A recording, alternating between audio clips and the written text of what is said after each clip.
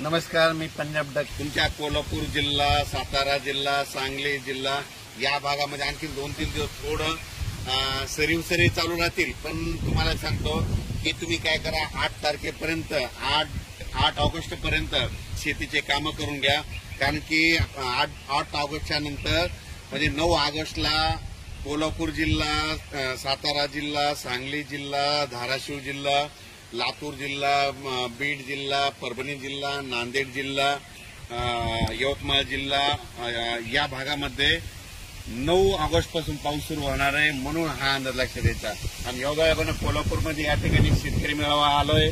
त्या कारखान्यावर शेतकरी मेळावा म्हणून या सर्वप्रथम कोल्हापूरवाल्याला सांगू इच्छितो, तुम्ही 8 ऑगस्ट पर्यंत शेतीचे कामं करून घ्या. 9 ऑगस्ट पासून तुमच्या दक्षिण महाराष्ट्राकडून म्हणजे कोल्हापूरकडून पावसाला सुरुवात होणार आहे. म्हणून हे अंदाज लक्षात घ्यायचा.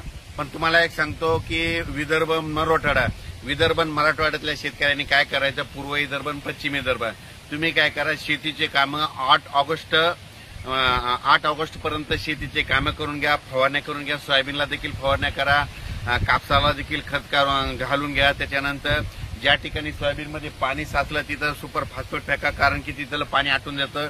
कापसामध्ये पाणी साचलं असलं तर तिथं देखील सुपर फॉस्फेट टाका, तिथलं आटून जातं.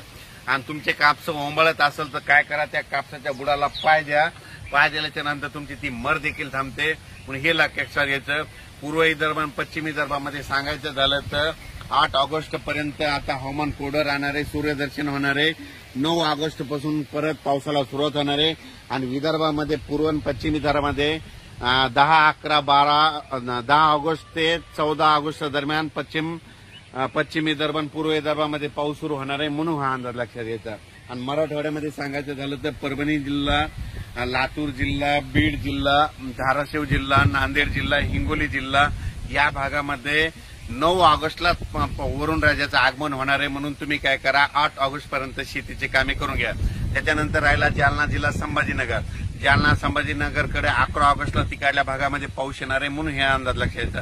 त्याच्यानंतर जळगाव जिल्हा, नाशिक जिल्हा, धुळे, नंदुरबार, नगर, अहिल्यानगर, त्याच्यानंतर पुणे या भागामध्ये 11 ऑगस्ट पासून ते 16 ऑगस्टच्या दरम्यान तिकडे परत पाऊस येणार आहे. म्हणून हा अंदाज लक्षात घ्यायचा.